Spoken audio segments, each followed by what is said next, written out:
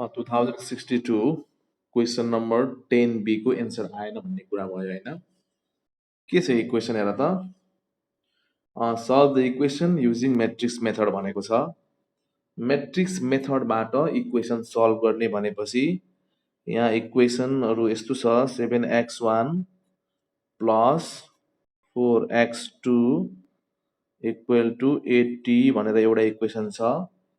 अर्को फेरि के छ अरे 5x1 plus 3x2 equal to 58 भनेर दिएको रहेछ। अब यसलाई हामीले म्याट्रिक्समा अब म्याट्रिक्सबाट गर्न भनेपछि हामीले यसलाई के गर्नु पर्यो, म्याट्रिक्समा कन्भर्ट गर्नु पर्यो।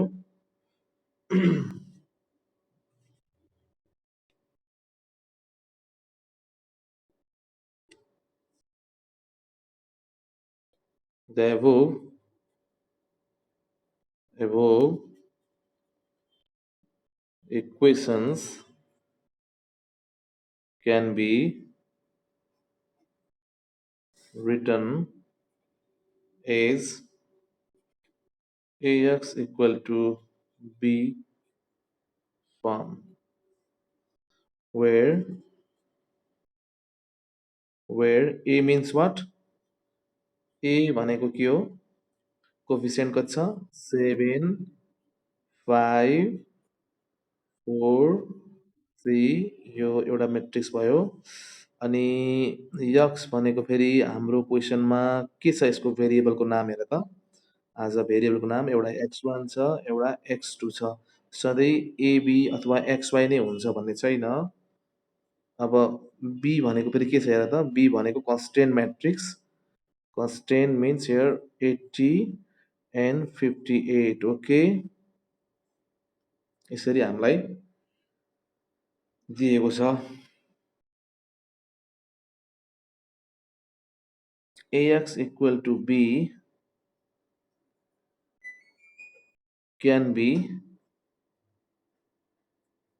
written as, यसलाई यस्तो रूपमा पनि लेख्न सकिन्छ, x equal to a inverse b पनि भन्न सकिन्छ।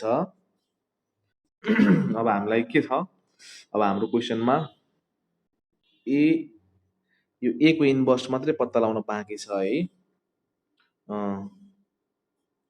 For inverse, for a inverse, first of all we have to calculate what, determinant of a.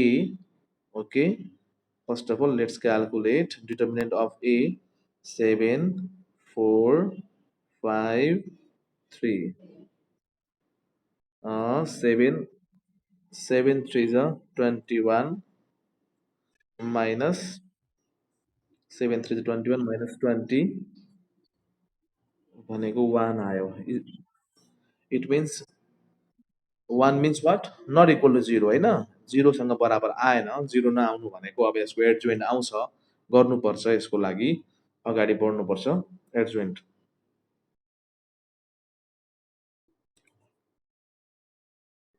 Adjoint of ए भनेको हामी डाइरेक्ट पनि गर्न सक्छौँ। 2 into 2 म्याट्रिक्समा के हुन्छ एडजोइन्ट अफ ए भनेको,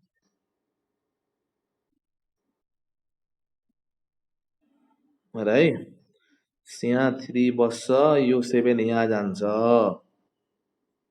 ठिक छ। अनि के हुन्छ यहाँ, अब के हुन्छ थाहा छ कि नै, यो 4 को 4 नै हुन्छ, यो 5 को 5 नै हुन्छ, तर यहाँ साइन चेन्ज हुन्छ कि जहिले पनि के हुन्छ, यो 7 को ठाउँमा 3, 3 को ठाउँमा 7 लेख्ने, 4 र 5 आफ्नो आफ्नो ठाउँमा, but sign change, minus by plus, plus by minus. Sorry, adjoint आयो है। अब हाम्रो since we know inverse is equal to adjoint of A divide by determinant of A, यो फर्मुला हो इन्भर्सको। यसमा के छ, एडजोइन्ट छ हाम्रो 3 minus 4 minus 5 7 यस्तो छ। अनि यो त भ्यालु अब 1 छ, यो त भ्यालु 1 छ होइन, अपन 1 त मतलब भएन। त्यस कारणले अब यो चाहिँ हामीले यसपछि अपन 1 गरेको देखाउनु पर्दैन। 1 त अपन राख्दा पनि सेम हुन्छ भ्यालु, त्यही भएर हामीले यत्तिकै राख्न सक्छौँ। Now taking equation first, x equal to A inverse B. X means what? X means x1 and x2. X भनेको x1 x2 equal to A inverse. A inverse भनेको 3 minus 4 minus 5 7.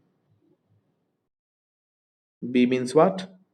Okay, B means in question, B means constant value 80 58. Okay, now what? You have to multiply x1 x2 same value है, यसमा मतलब भएन। अब हामीले यहाँ चाहिँ प्लिज मेट्रिक्सहरू एक आपसमा मल्टिप्लाई गरौँ। 3 into 80 240 minus 58 into 4 232. Similarly 5 into 80 minus 400 minus 400 7 into कति आउँछ 7 into 58 7 7 into 58 गर्दाखेरि 406 406. Okay, the last step please, the last step please, last step x1 x2 is equal to value आछ 240 बाट 232 घटाउँदा 8. Similarly 400 बाट यो 406 बाट 400 माइनस हुँदाखेरि 6. Hence the value of x1 and x2 are what? 8 and 6 respectively. यतिमा कहाँ समस्या भएर चाहिँ खास कहीँ कतै केही भएन त यहाँ त हजुर।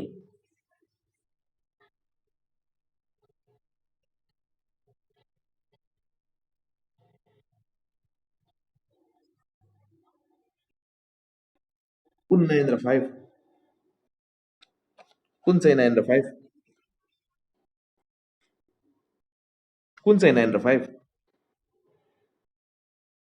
7 7 र 3 एक्सचेन्ज 9 नै छैन, यहाँ 9 कहीँ पनि छैन।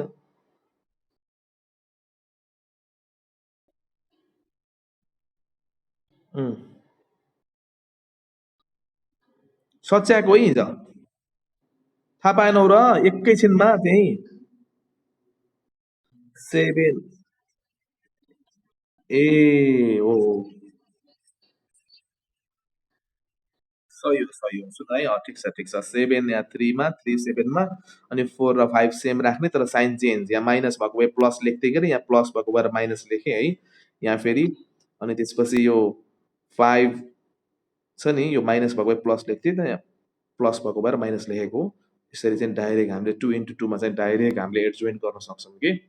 तर 3 into 3 भएको भए यसमा हामीले को फ्याक्टर गरेर अनि म्याट्रिक्स सी तयार गरेर अनि सीलाई ट्रान्सपोज गरेपछि बल्ल आउँछ एडजोइन्ट यो 3 into 3 मा है। 2 into 2 को एकदमै सिम्पल भयो। अब हामी ल्याङ्ग्वेजमा आएको खाले इक्वेसन जुन सल्भ गर्न बाँकी छ है। ठिक छ, जस्तै अब प्रश्न हेरौँ न, ल्याङ्ग्वेजमा आएको प्रश्न कहाँ छ एक्चुअली हेर त प्लिज।